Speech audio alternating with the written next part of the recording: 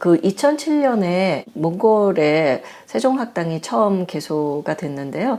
네, 그 이후에 저희 세종학당 수도 꾸준히 늘고 있습니다. 또 학생 수도 늘고 있고요.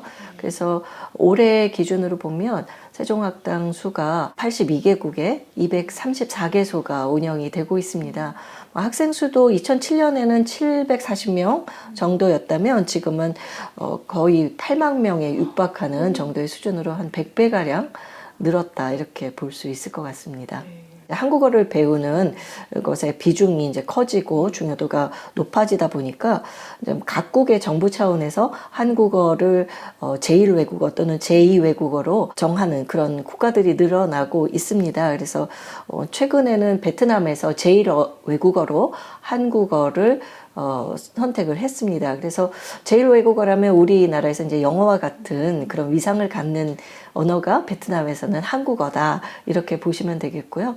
다른 나라에서는 제2외국어로서의 지위를 갖는 나라는 굉장히 많아서 현재 17개 정도의 나라가 한국어를 중등학교에서도 공부하는 중요한 언어로 이렇게 자리매김하고 있습니다.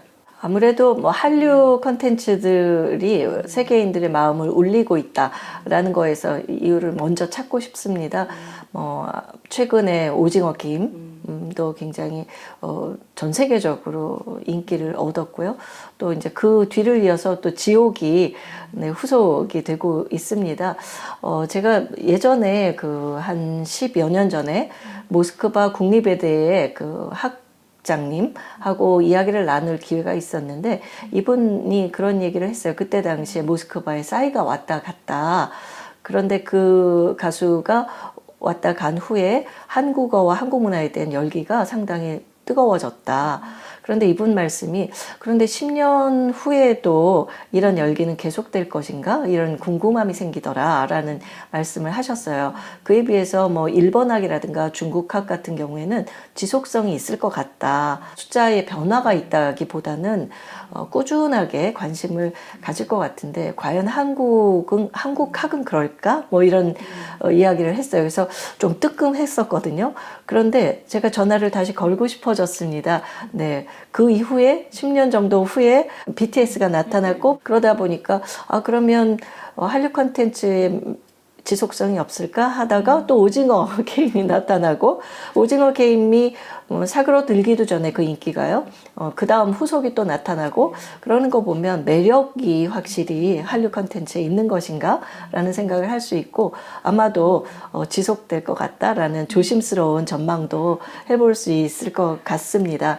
예전 얘기를 한번 더 하면 한국 문화는 그러면 이게 관심을 갖게 된 게 오늘의 문제인가? 문화 접촉이 있었던 곳에서는 한국에 대한 관심이 일어났습니다. 다만 요즘에는 매체가 발달이 되고 그러다 보니까 좀 더 확산 속도가 있고 지속적인 소비가 일어나면서 향유로 이어지고 있다라고 볼 수가 있겠습니다. 한국어를 가르친다라는 것의 의미는 사실 한국어로 소통하고 자신들의 문화도 한국에 알려주고 또 한국의 문화도 전달하고 그러면서 친구를 사귀는 것과 같다 이렇게 보고 싶습니다.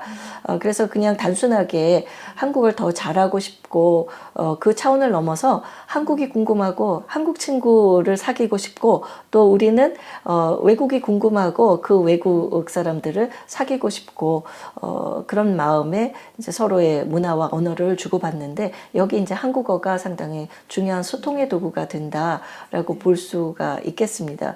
한국어를 할 수 있는 사람들이 늘어난다라는 것은 또 지한적인 인사, 또 친한적인 인사들이 늘어나는 것이다라고 볼 수 있겠고요. 각종의 세계의 정세와 관련된 우리 국가 간의 협업도 필요하지 않습니까? 네, 그랬을 때 우리 진정한 친구들 서로 협업할 수 있는 동료들이 생긴다라는 것을 의미하지 않을까. 잠깐 말씀을 드렸었는데 저희 학습 대기자 수 말씀을 드렸지 않습니까? 전 세계적으로 11,000명 정도 학습 대기가 올해 일어났습니다. 이집트 이집트 세종학당 같은 경우에는 2,800명, 뭐 터키는 2,500명이 대기하고 있고 상당히 우리하고는 문화가 상당히 낯선 곳이죠. 그런데 이런 곳에서도 학습을 이제 하려는 학생들이 많아지고 있습니다. 그래서 저는 앞으로도 이런 학습 수요가 일어나는 경우에 한국어와 한국 문화를 학습할 수 있는 그런 장소와 또 컨텐츠를 제공하고 싶다 생각이 들고요. 그럼 앞으로 어떤 방향으로, 사실 내년이 저희 세종학당이 재단이 만들어진 10년 되는 해입니다. 그래서 내년부터는 이제 새로운 10년의 원년이 되는 때를 맞이하게 되는데요. 이전에 상당히 이 공공기관으로 만들어지고 또 굉장히 확산하고 심화하고 발전시키는 역할을 이제 10년 동안 쭉 우리 그때 당시에 이사장님을 비롯해서 여러 직원들께서 열심히 해오셨거든요. 아까 말씀드렸듯이 서로 상호주의적인 관점에서 서로를 소통하고 교류할 수 있는 장을 한국어와 한국 문화라는 바탕에서 이루고 싶다라는 생각이 들고, 이것을 더 잘하기 위해서 미래 매체들을 조금 더 활용을 해서, 최근에는 뭐 MZ세대들이 미래 매체에 대한 접근도와 그 친숙도가 높지 않습니까?